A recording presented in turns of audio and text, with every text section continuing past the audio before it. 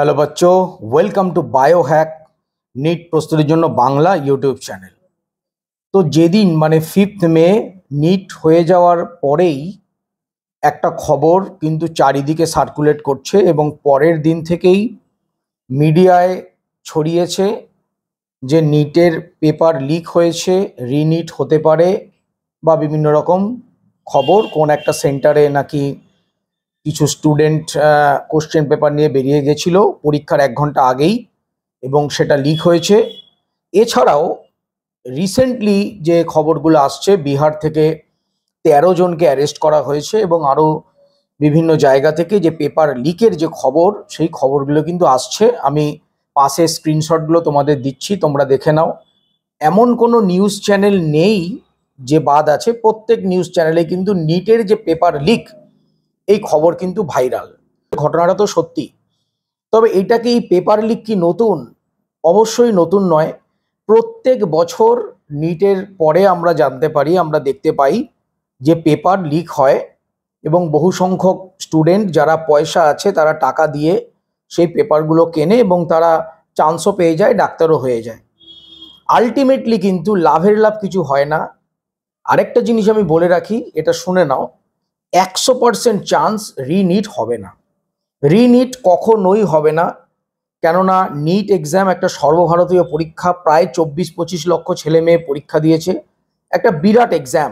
তো যদি টুকটাক পেপার লিক হয়, কয়েকজন ধরাও পড়ে, তাদের শাস্তির নামে একটু নাটক এনটিএ করবে, তারপর আলটিমেটলি রিনিট তো হবেই না, কিছুই হবে না। আবার নতুন যেমন সামনের বছর পরীক্ষা হবে।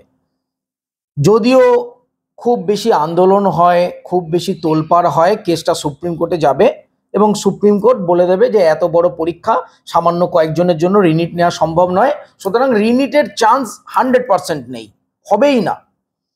তো অনেক স্টুডেন্ট আছে যারা ভাবছে যে রিনিট হবে আবার নতুন করে। আমি তোমাদেরকে অ্যাসিওর করছি কোনো সম্ভাবনা নেই রিনিট হবে না।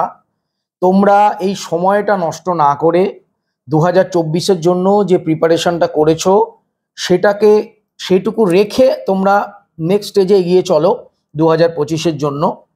এই সমস্ত করে অযথা সময় নষ্ট করে মাথার উপর প্রেশার দিয়ে টেনশন নিয়ে কোনো লাভ নেই। পেপার যাই বলে বলুক, বিগত বহু বছরের ট্রেন্ড আমি দেখে বলছি, আমি দেখেছি কোনোবার কিন্তু রিনিট হয়নি। খুব বেশি সমস্যা হলে একটা দুটো সেন্টার যেখানে যেখানে সমস্যা হয়েছে বা একটা দুটো স্টেট যেখানে খুব বেশি প্রবলেম হয়েছে সেখানে হয়তো রিনিট হয়। খুব কম সংখ্যক স্টুডেন্ট তাতে পরীক্ষা দেয়। কোশ্চেন পেপার এইবারের থেকে অনেক বেশি টাফ হয়, উল্টে লাভ হয় না কিছু।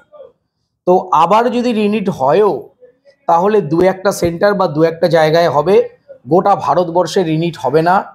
সুতরাং যারা এই আশায় আছো রিনিট হবে, সেই আশা কিন্তু পূরণ হবে না, রিনিট হওয়া সম্ভবই নয়। সুপ্রিম কোর্টই রিনিট করতে দেবে না। আর এনটিএ একটা অপদার্থ, এনটিএ প্রত্যেকবার এই কোশ্চেন পেপার আউট করে। দেখবে খেয়াল করে যারা পরীক্ষা দিয়েছো, সাধারণ স্টুডেন্ট, তাদের ড্রেস কোড বা যদি পকেটে একটা ছোট লজেন্স থাকে, ভিক্স থাকে, সেগুলোকেও ফেলে দিতে হয়। কত রকম কড়াকড়ি করে, কত কিছু চেক করে, কিন্তু কোশ্চেন পেপার লিককে আটকাতে পারে? যারা কোশ্চেন পেপার লিক করে তাদের তো উল্টে সুবিধা দেয়, তাদেরকে ছেড়ে দেয় যেন লিক করতে পারে। তারা সব জানে, তারা রীতিমতো আগে থেকে টাকা পয়সা দিয়ে সেটিং করে রাখে।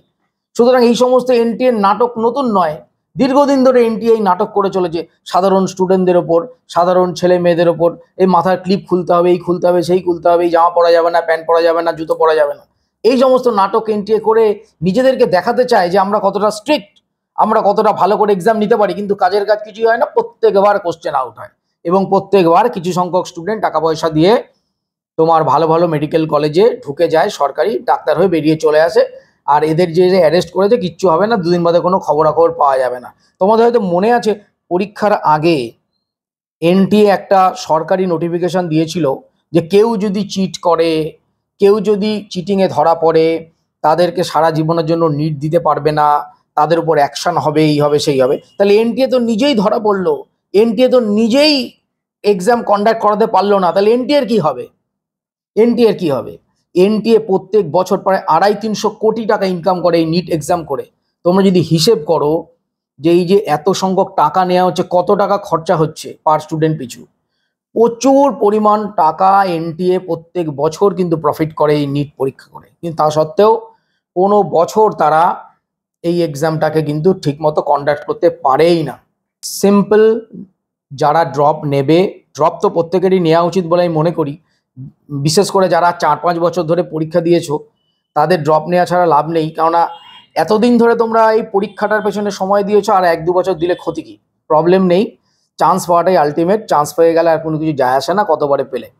সুতরাং তাদের জন্য বলছি, যারা ড্রপার্স আছো তারা ভালো করে এখন থেকেই শুরু করো, কারণ এখন যে পড়াটা তোমাদের রেডি আছে তারপর থেকে শুরু করলে তোমাদের অনেক সুবিধে হবে, রিনিট হবে না।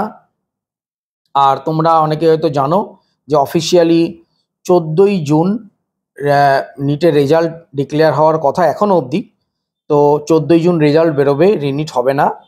তো সময় নষ্ট করো না, ভালো করে মন দিয়ে পড়ো। 2024-এ হয়নি তো কি হয়েছে, 2025-এ কিন্তু তোমাদের র্যাঙ্ক অবশ্যই হবে।